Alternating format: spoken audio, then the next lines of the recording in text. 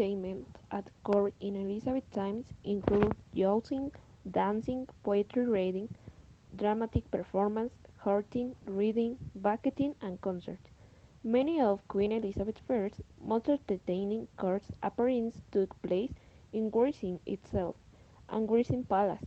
The culture of court entertainment partly explains why the Elizabeth age was such a notable one for poetry, drama, and music. Queen Elizabeth I was a skilled hunter, writer, dancer, poet, and musician, and she admired proficiency in these areas in her country. Current entertainment also provided a means of users to interact with the Queen and gain her attention. It was a very popular diversion, and the Round Table of the Knights of Prince Arthur was a society of archery instituted by Henry VIII and encouraged in the reign of Elizabeth from the 13th century to the 16th century, who imposed the use of the arc. Shakespeare seems to have been intimately familiar with the many terms related to archery, many of which we find century in his works. It all begins Shakespeare's equality of the anachronisms in Antony and Cleopatra, where he makes Cleopatra say, let's go to the pole. At the beginning of the last century, the pool table was square, with only three pockets for the ball to run unlocked on one side. In certain periods of the game, it was necessary for the ball to be driven through and around the other. In this popular game, it was played several times by Shakespeare. In The Tempest, Ferdinand and Miranda are represented played in team, and in King John, Eleanor the term for campaign chess, used when the king ends the game alone and without control, and then forced into a situation where he cannot move without checking. Before, there were three drags in fencing: a master drag, a referee, and a scholar fencing seated by Shakespeare. May mention the following: Benway or Benay was a fencing drag meaning an attack or blow.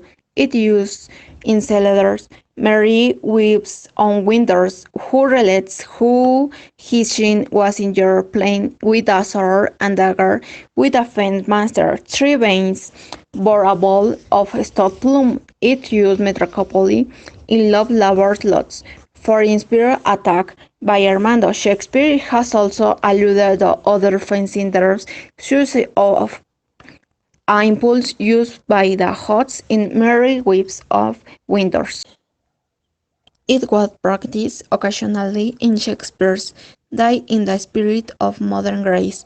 He mentioned the rain's consequence of this recreation. Horse racing is part of great men, and good in itself, alone many nights gallop like that window much luck. Card games are curious, some of which are mentioned by Shakespeare. For example, in Kind Lear, where Edmund said, and I will hardly carry out my side, alluding to the card table, where to carry out a side destined to carry out a game softly with his partner. So this means that when it was the two partners of the game, two toss or toss aside, was to lot it and a lot in the cards denote an easy victory. A pack of cards was probably called an deck of cards. Education in Elizabeth England was provided for the children of the wealthy. Literacy rates increased during the Elizabeth era. Schooling began in the home and was continued through prairie schools, grammar schools, and university. Education in Elizabeth England was rather different for boys and girls. Grammar school, first year, parts of speech, nouns and verbs.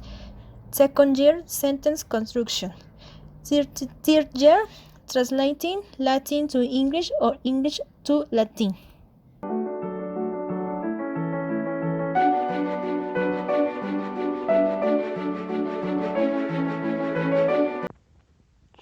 childhood. It's about a little boy is dressed in a skirt, pretty much like his sister. When he is between 3 and 7, depending on his parents and nurses as saints, he gets his first pair of breeches or breech house.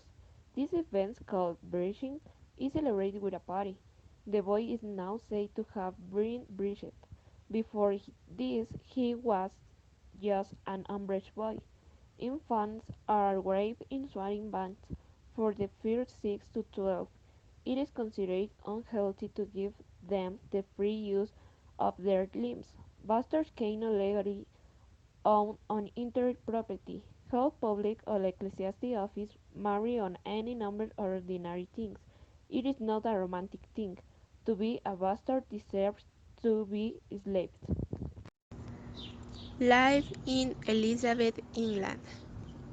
This people, in a sense, was an ignorant people. Those of the highest rank were well and laboriously educated according to the contemporary standard. But the rank and file paid no attention to learning. They neither read, wrote, nor taught. The Elizabethans were credulous people, as the age of Elizabeth was the golden time of literature. So it was the golden time of superstition.